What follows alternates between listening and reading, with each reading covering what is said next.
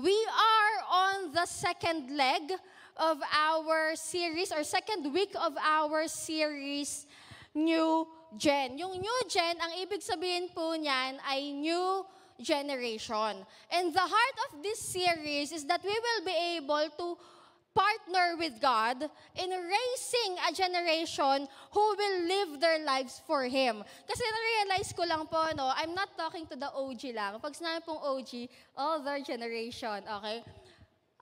Wow, bago po kayo natutunan. OG, older generation. NG, new generation. Sana tama yung sinasabi ko, Jai, okay? So, I realized, one of the main problem or concern ng tao, hindi lang older generation but even new generation, is forgetfulness. Sino dito, may kilala ka, mukhang makakalimutin na. Wag ka nang, lagot ka pag uwi. Hindi, joke lang. Ikaw pala yun. Alright. Diba, madami talaga yung nakakalimot na. And our heart is that we will help the new generation remember. Okay? That they will be able to live set-apart lives for God. And you know, as a church, we have a calling to really prepare them, raise them, and help them fulfill their God-given purposes. Kaya naman po, ang pag-uusapan natin, ang topic talaga natin for this whole series is about the new generation or the next generation and the partnership between the older generation and the new generation. So today, ang pag-uusapan po natin na text is found in 1 Samuel 18 verses 1 to 5. So may I invite all of you to stand as we give reverence to the Word of God. Makikita po yan sa page 138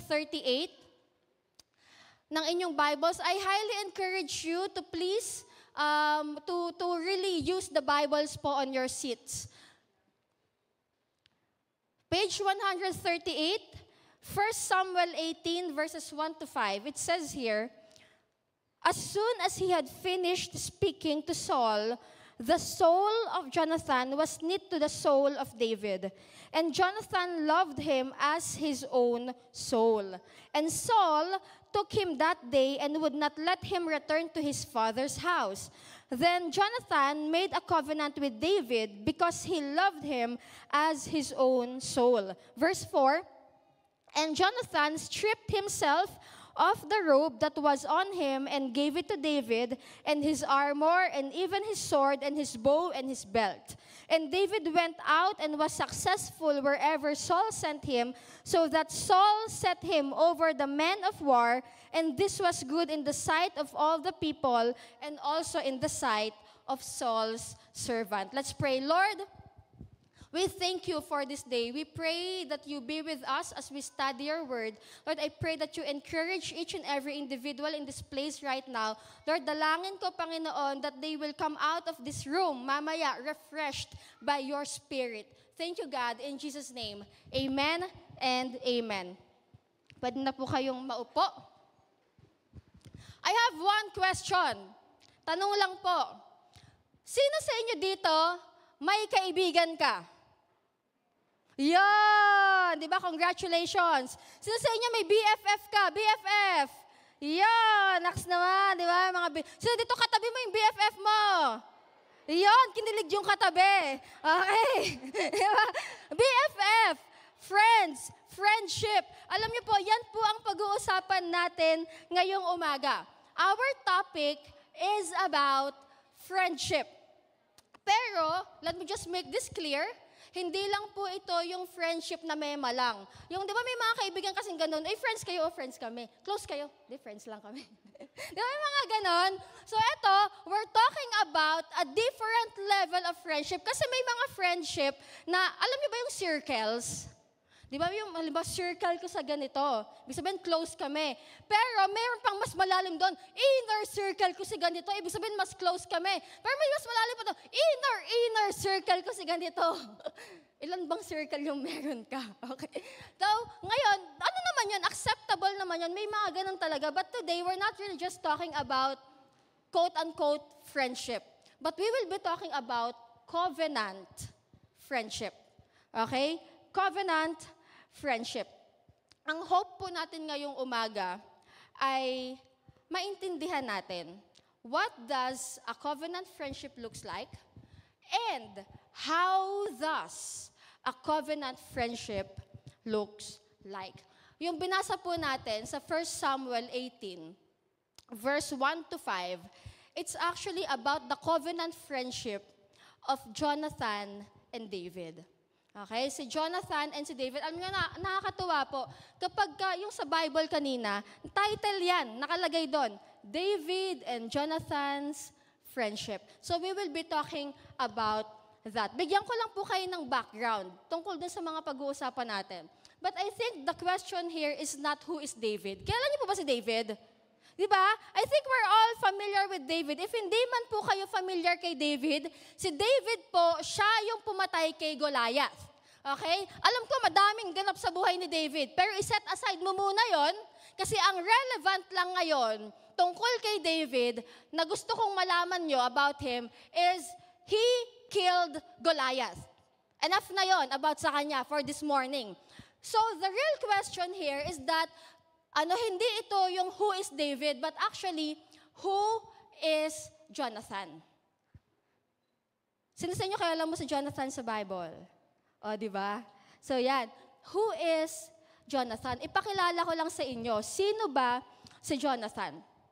Jonathan was the eldest son or panganay na anak ni King Saul. Nung time nila David, may king, first king of the Israelites. Ang pangalan niya ay Saul. Si Saul, may 3 siyang anak.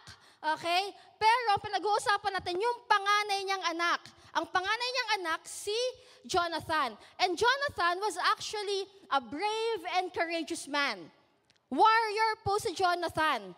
Okay, Lord, talaga to. Alam niyo ba, kung mababasa niyo po, I think that's in 1 Samuel 14. Okay, mababasa niyo doon, pumatay ito, lumaban sa mga Philistines. Tapos, alam niyo, isang ganun lang ng sword niya. Siyempre, hindi niya ganun ginawa, di ba? Mas powerful. Basta isang hataw. Isang swing lang ng sword. 20 agad yung namatay. Iniisip ko, gaano kaya kahaba yung sword na yun, ano? Isang ganun lang, 20 yung namatay.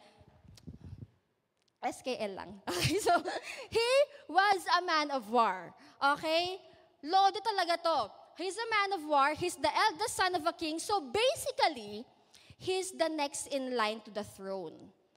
Kung pag namatay si Saul, ang next na magiging king ay si Jonathan.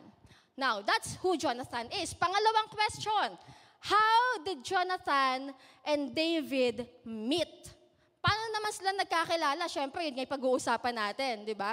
Nagkakilala sila nung time na si David, right after David killed Goliath. Kasi nung napatay ni David si Goliath, pinatawag siya ni Saul. Okay, yung tatay ni Jonathan. Kasi king nga si Saul during that time. So, pinatawag siya. Nung pinatawag siya ni Saul, isipin mo, ito yung throne ni Saul, ito si Jonathan, nandyan si David. Okay, so, sabi kasi ni Saul, mag-report ka sa akin. Who are you? Parang ganon. So, after nung report na yon, doon nagkita si Jonathan and si David. Nakakasunod po ba? May exam po tayo mamaya. Hindi, joke lang po. Okay. Yan. Third question. Ito na. How did their friendship begin? At na yung mahalaga, paano nagsimula yung pagkakaibigan ni Jonathan and ni David? Doon po sa binasa natin, 1 Samuel 18:1. Here's the answer. As soon as he had finished speaking to Saul, the soul of Jonathan was knit to the soul of David. Pause. Diyan muna tayo. Ito daw yung eksena. Pinatawag ni Saul si David, nag-usap silang dalawa, si David nag-report kay Saul, pagkatapos ng usap. Sabi as soon as, pagkatapos ng usap, David and Jonathan, the soul of Jonathan was knit to the soul of David. I believe they had a conversation, tapos naging close na agad sila. there was an immediate bond between them. Nag-click agad. Yung silang dalawa. Na-experience na ba yon? Yung biglang may nakilala ka, tapos biglang, BFF na kita, di ba? Nagkakasundo tayong dalawa. Halimbawa, ang example ko kanina ito. Halimbawa, ako, naging example eh. Halimbawa ako, kaibigan ko si Nika, for example. Tapos sabi ko sa kanya, Nika, samahan mo naman ako, may meet lang akong friend. Meet ko kunyari si Coach Judith, for example. So, hindi sila magkakilala. So, sinamahan ako ngayon ni Nika. Tapos nung pauwi na kami pambihira, mas close pa silang dalawa. Nika, ako yung kaibigan mo. Di ba? Gets nyo? Yung alam mo yun, there was an immediate bond between them. Na sobrang close na agad nila, nag-click silang dalawa. That's what the Word of God is telling us. Now, iniisip ko po talaga ng mabuti eh. Paano nangyayari yun? Possible ba yun na nag-click agad sila tapos there was an immediate bond between them na sabi the soul of Jonathan was knit to the soul of David. Ano yung magkadikit na agad yung bitukan nilang dalawa? Paano nangyari yun? Posible ba yun? Yun talaga yung mga tanong ko while I was preparing this preaching. And you know what? I've read the Message version, MSG version, and I believe that answers the question. Napakaganda po nung nakalagay sa the Message. Sabi doon, by the time David had finished reporting to Saul, eto na, Jonathan was deeply impressed with David. Yan pala yung nangyayari. He was deeply impressed with David.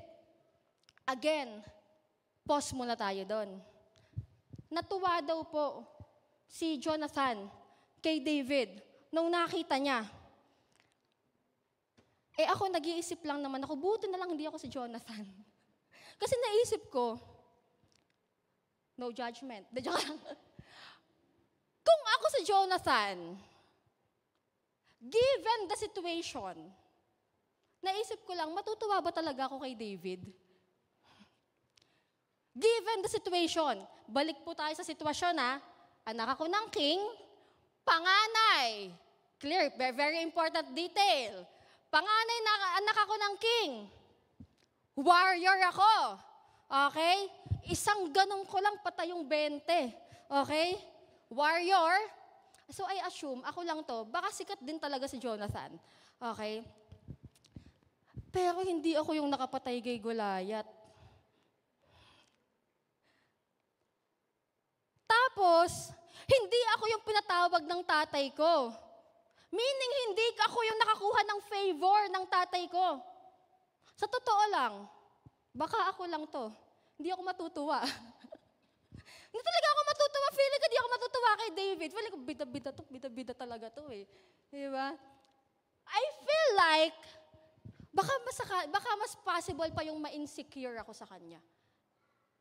Instead na matuwa ako. But you know what's amazing here?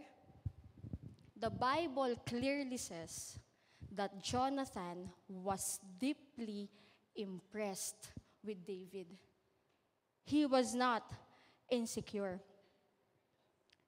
Now, as I'm thinking about it, iniisip ko, bakit ba siya deeply impressed kay David? Dami kong question, ano? I'm really thinking about it. Why was he deeply impressed? Dahil ba napatay ni David si Goliath? Dahil ba matapang si David? Dahil ba Rudy, ano? Rudy daw si David eh. Rudy, yung mayabang. Rude pala yun. Salamat po sa nakagets ng joke. Rudy! Sabi sa Bible. Pogi daw. Kulot. Kulot ba? Hindi. Rudy daw si David. Okay? Baka, dahil ba doon, kaya siya deeply impressed? But you know, as I studied this again, I realized that Jonathan was deeply impressed not by David's capability, but by God's presence in David's life. He was deeply impressed by David's deep trust, deep love, and faith for the Lord. Kasi kung aaralin po natin yung Bible, kailan ba sinabi na he was deeply impressed? Ano yung eksena before that? Sabi dyan, di ba? By the time David had finished reporting to Saul. Here's what I picture. Pinatawag ni Saul si David. Actually, mababasa niyo yun. 1 Samuel 17 verse 57. Nakalagay doon, ang tanong ni Saul kay David, kaninong anak ka ba? Seryoso, whose son are you? Sabi niya. Ang sagot ni David, I am the son of Jesse the Bethlehemite. Yun yung sagot ni David. But I really believe, knowing who David was during that time, hindi nag-stop dun yung conversation. Report nga eh. Mag-report ka ba na ang sabihin mo lang, ako po si David, anak po ako ni Jesse. Paano naging report yun? Diba? So, he reported to Saul, and I believe he was talking about the goodness, the greatness, the majestic power of God in his life. How God called him, how God told him, slay that Philistine.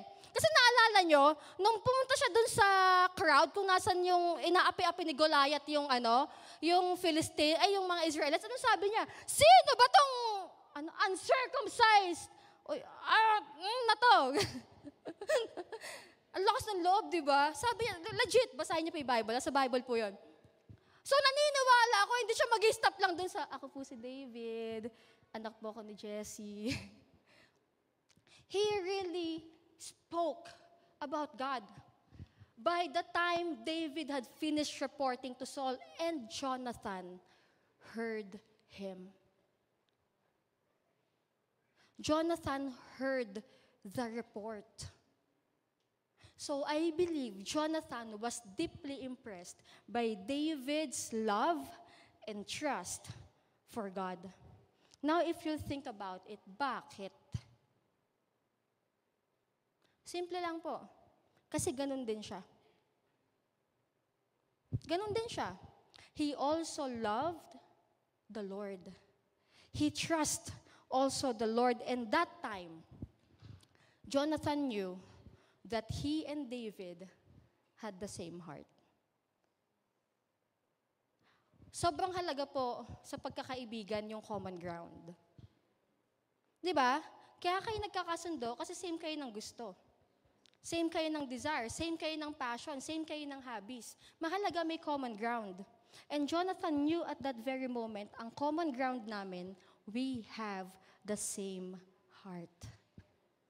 You see, we both love the Lord. And alam niyo kung iisipin po natin, sa totoo lang, napakalaki ng difference ni David at ni Jonathan.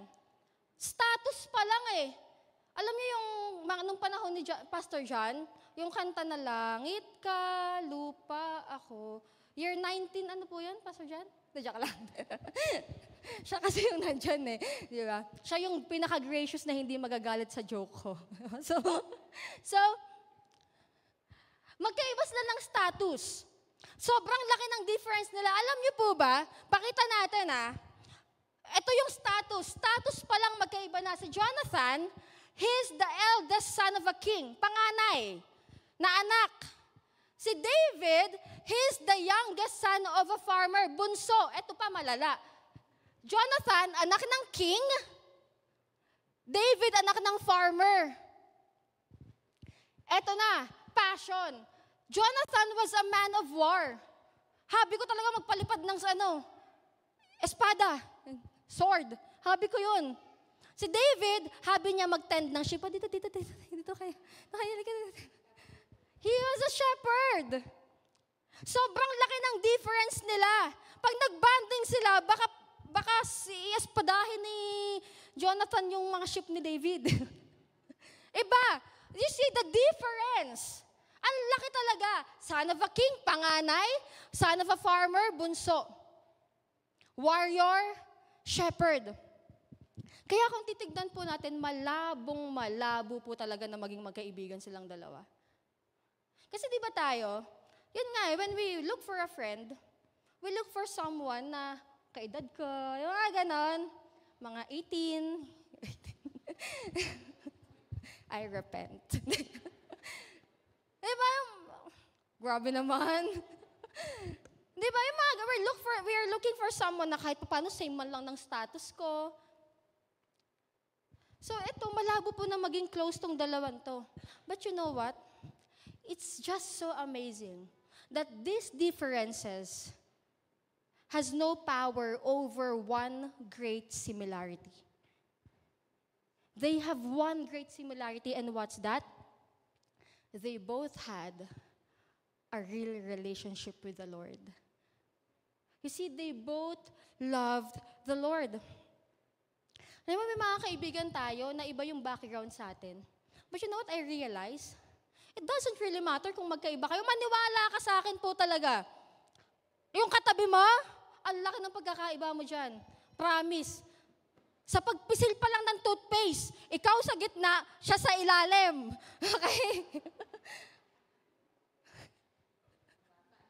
Lagot. Diba? Doon pa lang malaki na yung difference ninyong dalawa. Believe me. So what really matters is not the differences. What matters most is the similarity. You know, I realize, ba't ba tayo nandito? Ito, tanong ko kanina to sa 8 a.m. May nag-text po ba sa inyo kagabi? Sinabihan kayo, umattend ka ng 11 a.m. worship service bukas. Thank you, ASAP. Ganon. May ganon ba? May naka-receive ng ganon? Pag may naka-receive, lapit po kayo kay Pastor John, siya pong bahala. Wala naman, di ba? So, ibig sabihin, you intentionally came here. Walang pumilit sa'yo, but why are you here? Why are we all here despite our differences? Because we have one great similarity, and what's that? It's our love for the Lord. You see, that's very important. And in the context of friendship, ito na, kasi pag friendship yung pinag-uusapan natin, may tanong ako sa'yo. May tanong ako sa ating lahat. In the context of friendship, what is your common ground? Saan kayo nagkakasundo kaya magkaibigan kayo? If you will assess the people in your life that you considered as friends, bakit kayo magkasundo? What is your common ground? Pareho nyo bang mahal si Lord? Amen. That's our hope. Because you know, a real relationship with the Lord was bigger than any other differences. That's going back to the verse, 1 Samuel 18. Balik po tayo sa ESV na version. As soon as he had finished speaking to Saul, the soul of Jonathan was knit to the soul of David, and Jonathan loved him as his own soul. Now, let's answer the question, how does a covenant friendship looks like? Point number one, love. There is love. You see, love is the foundation of covenant friendship. Di ba sabi dyan, Jonathan loved him as his own soul. Now, let's be honest. Aminin na natin, this is one of the most controversial stories in the Bible. Tama? Kasi madaming nagsasabi, romantic daw yung relationship ni Jonathan and ni David. Sexual daw yung relationship ni Jonathan and ni David. But if you will only study the Word of God, you know, yung word po na, hindi pa ako galit. Yung word po na love dito, ang ibig sabihin po niyan sa Hebrew is aheb. Okay? Aheb. Yung aheb, it means to love, dearly love, and friend. To love, dearly love, and friend. So pag pinagsama-sama po natin, it means to love from a friend to a friend. Dearly loved from a friend to a friend. Yun yung sinasabi na that's what it means when the Bible says Jonathan loved him as his own soul. And you know, this love, it's bound by mutual respect and selfless love.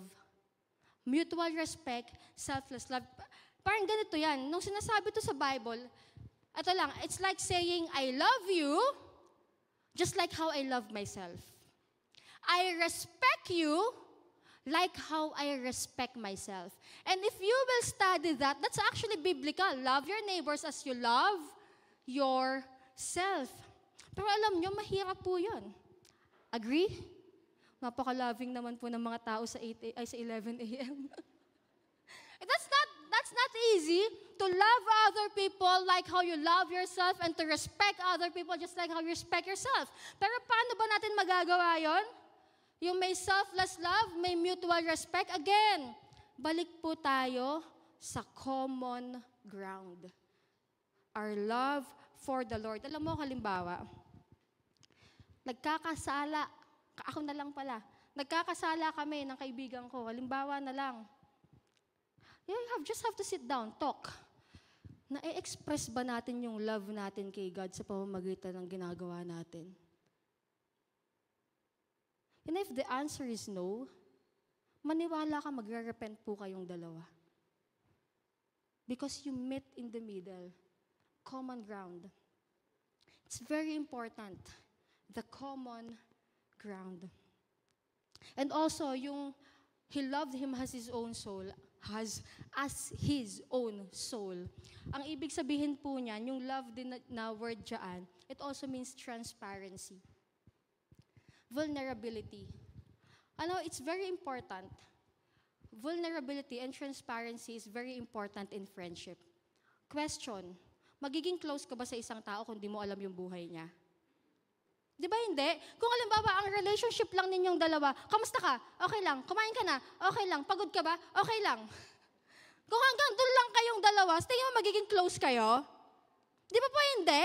There has to be, a level of transparency, vulnerability na alam nung tao yung problema mo, yung pinagdadaanan mo, yung flaws mo. Okay, let me ask you this. Sino sa inyo dito grateful ka? O may kaibigan ka na pwede mong tawagan pag di ka okay? Di ba? Ang saya, di ba? Na pwede mong sabihin sa kanya na, friend, pag-pray mo naman ako, hindi talaga ako okay ngayon. Friend, tulungan mo naman ako. Wow, friend talaga. No? Parang to dig deep dun sa point. Friend, tulungan mo naman ako mag-process ng emotions ko. Transparency, vulnerability. But also one thing I realized, para mabalance lang, Jonathan was very careful in choosing his friends.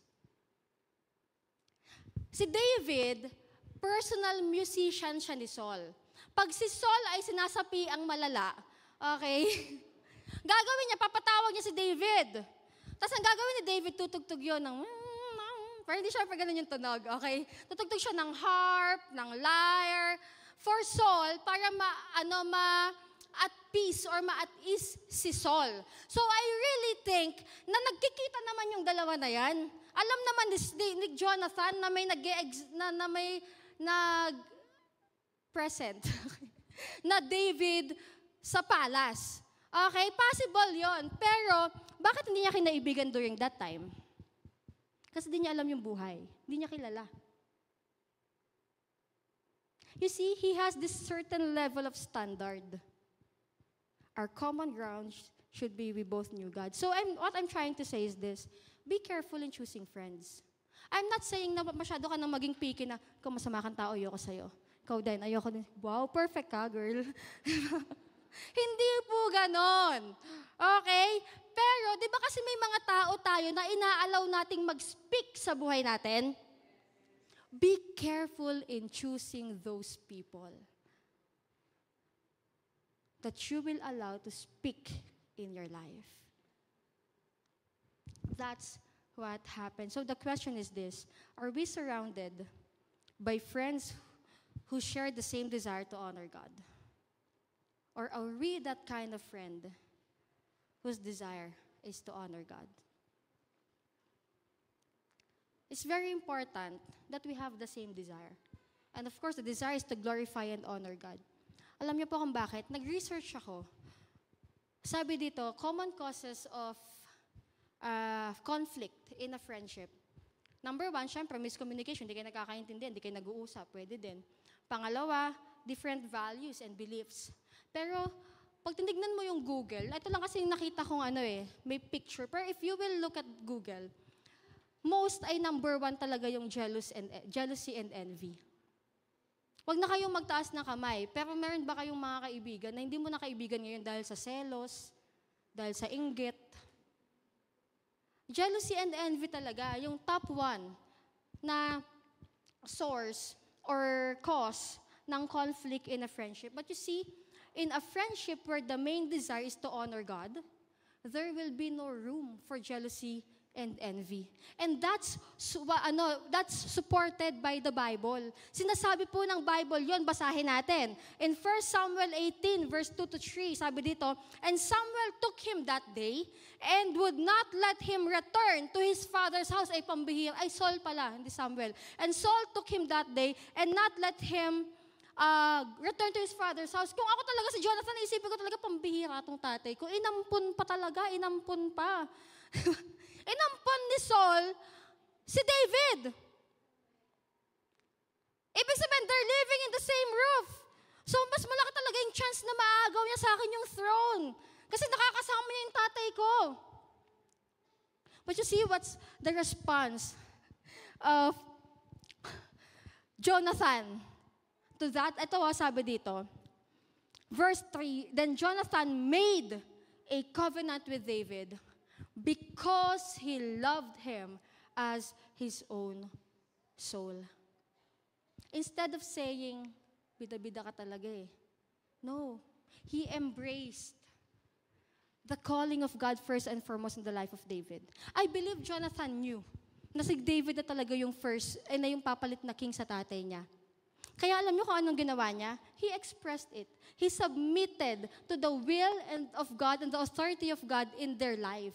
Alam mo, ito po, sabi dito, how did he express? Verse 4, "And Jonathan stripped himself of the robe that was on him and gave it to David." Alam mo, pag hinubad mo yung robe mo, during that time, you're giving to that person na pinagbibigyan mo ng robe, yung kingship na meron ka. Or yung status that you have. It's like Jonathan was saying to David, ikaw na talaga to, David. You will be the next king. I'm giving my status, the right to be an heir and the next king to you. Hindi lang siya nagtapos sa robe. Alam mo kung anong ginawa niya? Binigay niya yung armor niya. Binigay niya yung sword, yung bow, and his belt. I studied this, kaya medyo na masyado nang magiging mahaba. But these things, it signifies strength, it signifies authority, military support. So nung binibigay niya to kay David, sinasabi niya, I'm gonna support you. I'm gonna submit to you. Yun yung sinasabi niya when he stripped off his robe and gave his military weapons to David. He did not only submit to David, but he submitted to the will of God in David's life and even in his own personal life, rather than being envious or jealous. Kaya importante po, we have the same desire to honor God. Ask the audience po. Okay lang po ba another 10 minutes daw? Alright. So, again, how does a covenant friendship looks like? Love. Number 2, how does a covenant friendship looks like? Loyalty. The commitment of covenant friendship. Simple lang naman kung ano yung makikita natin dito eh. There is no competition. You know, it's sad that we live in a world na naghihilahan tayo pababa. Pag umaangat yung isa, hilahin natin. Hilahin natin. Pero in the context of David and Jonathan, inaangat nila yung isa't isa pataas. There's no competition. You see, again, Jonathan perceived that David had been anointed by God to be the next king. And he submitted to that. Ang nakakatuwa dito, the response of Jonathan. Kasi alam nyo yung response ni Saul iba, nung tatay niya. Saul wanted to kill David. Gusto niya talagang patayin. Kasi alam niya din ito yung papalit sa akin, mas magaling na siya. So instead of him pushing David towards that God-given calling, ang ginagawa niya, papatayin ko to. Gusto kong patayin tong tao na to. That was Saul. While on the other hand, Jonathan, his heart is to help David pursue God's calling in his life. He stick with David. And with that, I remember yung verse, Proverbs 18, verse 24, it says here, a man of many companions may come to ruin, but there is a friend who sticks closer than a brother. Do you have a friend who sticks closer than a brother? But the other more important question is this. Are you that kind of friend who sticks closer than a brother? Paano natin malalaman? Alam niyo po, si David, simula nung nalagay siya sa pangangalaga ni Saul, he was in the most dangerous moments of his life. Ikaw ba naman everyday gusto kang patayin? So he was in a time of adversity. It's like he was surrounded by evil. Pero alam niyo po ba, what contained the evil? Or what stops the evil from overpowering David's life? It's his friendship with Jonathan. You know, as I'm thinking about it, sino ang ginamit ni God para protektahan si David? It's not his father. It's not his older brothers. Yung mga kapatid po ni David, man of war din yan. Lumalaban din. But sino ang ginamit ni God to protect David from the works of the enemy?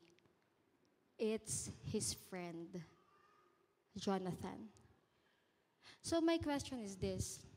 Are we allowing God to use us to protect the people, our friends, to not be deceived by the enemy? That's very important. One thing that the Bible tells us, minsan isipin natin, okay lang ako, strong, independent woman, hindi ko kailangan ng kaibigan. But you know, the Bible tells us that we can't get through adversity without friends. We need friends. We need those God-appointed people in our lives to journey with us, to walk with us. Sino po sa inyo, dumating ka na sa lowest time ng buhay mo? Pero nandito ka pa rin kasi may kaibigan kang tumulong sa'yo. Diba, nandito ka because someone pulls you back. Nandito ka, halika dito. Hindi ka iniwan ng kaibigan. Again, loyalty. But I just want to make this clear, yung loyalty ni Jonathan kay David, hindi lang siya emotional. Kasi natutuwa ako sa kanya. Hindi lang ganon. Okay? Yung loyalty ni Jonathan kay David, it was actually a purposeful act. May purpose yung loyalty niya. And yung purpose nun, again, is to help each other fulfill God's purpose. Listen to this, church.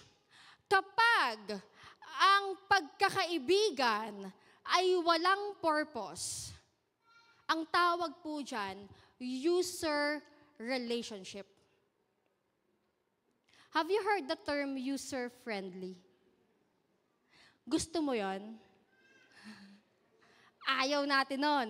You see, if you call that friendship, that kailangan may purpose. Dahil pag wala yung purpose, ang tawag po dyan ay user relationship. At ang user relationship, ganito yan.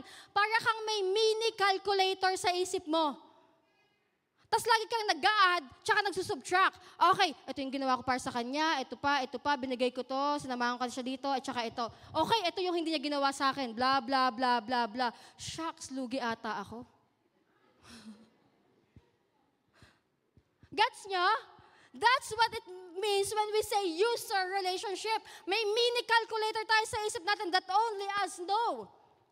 Kasi yung user relationship, it's not constant, it's conditional. Pag may nakukuha ako sa'yo, kaibigan kita. Pag wala na nakukuha sa'yo, hanap lang ako ng iba.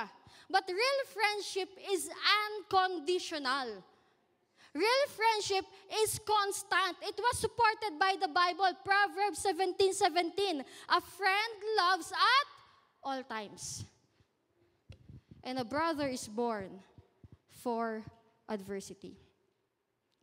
Huwag mo nang tignan yung katabi mo. Heart check na lang sa atin to. Do we love at all times?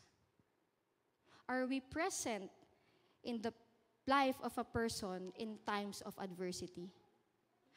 Kasi minsan ganito kapag tayo yung nangangailangan, gusto natin may matatakbuhan tayo. Pero pag tayo yung kailangan, tayo yung tumatakbo. Diba? We hope na natatakbuhan din tayo ng mga tao o ng mga kaibigan natin in times of adversity. And last point, 1 Samuel 18:5. And David went out and was successful wherever Saul sent him. And so that Saul set him over the men of war. And this was good in the sight of all people and also in the sight of Saul's servant. Third point, how does question ko, covenant friendship looks like? Legacy. The impact of covenant friendship. You see, David became successful. And Jonathan was there with him all along. Jonathan was pushing David na gawin kung ano yung pinapagawa sa kanya ni God. Kahit na may mga pagsubok, kahit na may mga adversity. Hindi, God, tuloy mo lang, samahan kita. Diba, it's good to have friends who will encourage us. Tama? Masaya naman talaga yun. Good job. Galing mo. Kaya mo yan. Pero, you see, it's better to have friends who will also rebuke you. Huy, nalalayo ka na kay Lord, halika dito. Huy, hindi na yan yung pinapagawa sa'yo ni God, halika dito. So, I believe that we must really surround ourselves with people who will challenge us to live our lives for God. Surround yourself with people who will speak life to you, but also who will speak words of correction to you, who will challenge us to live our lives for the Lord. Now, again, lahat nagse-celebrate except for one person. Sino yon? Si Saul na naman. Hindi talaga niya kayang maging masaya para kay David. And I realize, bakit nga ba hindi kayang maging masaya ni Saul for David? Kasi alam niyo po, lagi talaga gusto niyang ipapatay, ayaw niya talagang maging king si David. Kaya ang ginawa nga ni Jonathan, tinulungan niyang makalaya or makatakas. But you know, this is a heart check for us. We have three characters in this story. David, Jonathan, and Saul. Tanggalin mo na si David, we have two. We have two. We have Saul, we have Jonathan. My question for you is this. Sino ka dun sa dalawa? You know, if you will look at the story, sinong umampon kay David? Si Saul. It was him all along. Sinasama niya si David, inampun niya, pinatiras niya sa bahay niya, pinapakain niya. But at the back of his mind, I don't want you to become successful. But here is Jonathan, tahimik lang. So Jonathan, tahimik lang. But you know, he did everything he could for David to be able to walk in the God-given purpose in his life. Church, here's my prayer for each one of us. You pray for that person. Na-realize ko, ang kaibigan, pinagpe-pray din. Pinagpe-pray din po talaga. You know, ask God for people with a common passion and mission. Ask God for people who will really journey with you. But not because he or she loves you. Okay yon, enough ba yon? No. But because he or she loves the Lord. Common mission and passion. Now, as I come to an end, a close. Pinag-uusapan natin, Jonathan, David. Jonathan was loyal to David. Pero maybe some of you here are thinking, ganun ba yon? Loyal ka sa kaibigan mo, pero hindi kayo loyal sa pamilya mo? Naisip niyo ba yan? So sinasabi mo ba sa amin, Coach Sarah, na si Jonathan, he was so loyal to David, pero hindi siya loyal kay Saul? You know what? If we will study the Bible, all throughout this story, Jonathan was not only loyal to David, but he was also loyal to Saul. Paano? Alam niyo po, napakaganda kung paano niya ine-express yung loyalty niya sa tatay niya. Ayaw niya na magkasala yung tatay niya. Isn't that amazing? He knew in the first place, David was an appointed man of God. Pag pinatay mo to, magkakasala ka. Lagot ka kay Lord. Ayaw niya nun. Ayaw niya na magkasala yung tatay niya. Ayaw niya na patuloy o tuluyang malayo yung tatay niya mula sa presensya ng Panginoon. So he was also a friend to his father. He also helped his father fulfill his God-given purpose. You see, church, if you think about it, he was loyal to David. He was loyal to his dad. Pero kung iisipin po ninyo, sino ba sa tatlo ang pinaka-dapat nagbe-benefit? Siya. Pag namatay si Saul, magiging king siya. Pag namatay si David, magiging king siya. Win-win situation for him. But he was willing to sacrifice. Even to the point of death. He died. He was loyal to Saul, to his father. He was loyal to his friend. Kasama niya si Saul sa battle. Ganun niya pinakita yung loyalty niya. And there he died. Sacrifice. Now, if you think about it, parang same, may similar to someone. Loyal to his father, loyal to his friend, even to the point of death. He gave his own life for his friends. Now, I remember, it says in John 15:13, greater love has no one than this, that someone lay down his life for his friends. I mentioned earlier, si David po, he was saved through Jonathan's friendship.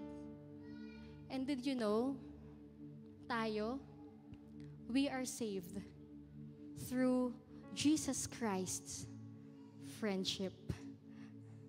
Naligtas tayo because of the friendship that Jesus has already given to us. You see, He was so committed to us. He loved us so dearly. He made a covenant with us. He was so loyal to us. Even while He was at the cross. You know, He spread His arms so that we can come to Him, weep to Him, Lord, di na talaga ako okay. Lord, pagod na ako. Lord, tulungan mo naman ako. Now, maybe some of you here are thinking, layo ko na kay Lord eh. Di ba sa isang magkaibigan, halimbawa close kayo dati, tapos nagkaroon ng offense, nasaktan niyo isa't isa. Halimbawa, nasaktan mo yung kaibigan mo, nasaktan ko yung kaibigan ko, paano ako marareconcile sa kanya? Pag nalaman ko na pinatawad niya na ako. Tama? Halimbawa, na-offend ko siya. Nasaktan ko yung kaibigan ko. Hindi na ako makalapit sa kanya. Kasi nahihiya ako, may guilt ako, may shame ako. Pero pag sinabi niya sa akin, you have been forgiven, napatawad na kita, mawawala lahat ng guilt, ng shame, and I can now come back to that person. Tama? You know, you are already forgiven by God. We are already forgiven by God through the life, the death, the resurrection of Jesus Christ. Now, can I invite all of you to stand as we pray? Can you close your eyes? Two groups of people na I want to pray for. Number one, if you are here and you're saying, Lord, gusto kitang maging kaibigan, kaya lang ang layo ko na sa'yo. If you are here and you know in your heart na may guilt ka, may shame ka, na hindi ka makalapit kay Lord dahil feeling mo may unforgiveness, but you really want to accept that invitation from God to be your friend, and you want to be healed, o kaya naman, you are here because yung parang hindi ka makalapit kay God dahil sa kasalanan. Na parang may naghihinder sa'yo na lumapit kay God, and that's sin. But you want to be free from that sin, and you want to accept the friendship that Jesus Christ offers. If that's you, can you raise your hand? And I'll pray for you. Lord, nakikita mo tong mga kamay na nakataas, Panginoon. You know their story. But what matters, Father God, is not just their story, but the story that you have made, Lord God, crafted, Lord God, for them. Lord, I pray right now that you release them from the power of sin in their lives, Lord God. I pray that you give them the power to say no to sin and say yes to the friendship that you are offering to them this very moment. Lord, I pray that you heal them in the name of Jesus Christ, Lord God. Lord, that they may be able to embrace the power, Lord God, of your life, your death, and your resurrection. Lord, I pray that you help them embrace that offering for friendship. Lord, that you release them from guilt, God. Lord, please release them from shame, Panginoon. And help them accept the beauty of your salvation and forgiveness. In Jesus' name, amen. Another group of people that I want to pray for. You want to be a Jonathan for others. Kaya lang hurt ka. Gusto mo namang maging Jonathan. Be present for that person, help that person fulfill God's calling in their life. Kaya lang, to be honest, takot ka na. You have this fear of being rejected. You have this fear of being left again. Takot kang maiwan. And you really want to seek God for healing. So you can fulfill yung purpose mo bilang Jonathan sa ibang tao. If that's you, with boldness, with courage, can you raise your hand? Lord, you see these hands, these people, God, that are raising their hands. Lord, again, we pray for healing, Lord God, for them. Lord, maybe some of them sugatan na talaga.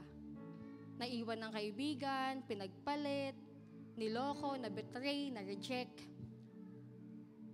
Lord, they really love their friends, but they feel like maybe they are unloved by these people.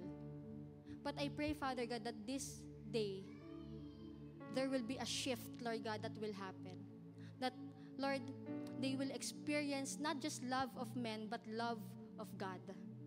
And that will compel them, Lord God, to love others again. Na magiging, hindi lang kami, Lord, David, at lalong hindi kami, Lord, magiging Saul, but we will become a Jonathan to the people that you have appointed, Lord God, to journey with us. Thank you, Lord, in Jesus' name. Amen. Let's all raise our hands. Lord, thank you for this day. Thank you that you are our friend. And with that, we know that we will never be alone because you will never leave us nor forsake us. Lord, I pray that you bless each and every person in this place. Keep them safe, Lord God. May you give them peace, Lord God. Be gracious to them. Make your face shine upon them. Be gracious to them. Thank you, Lord God. Thank you, God. In Jesus' name, amen and amen.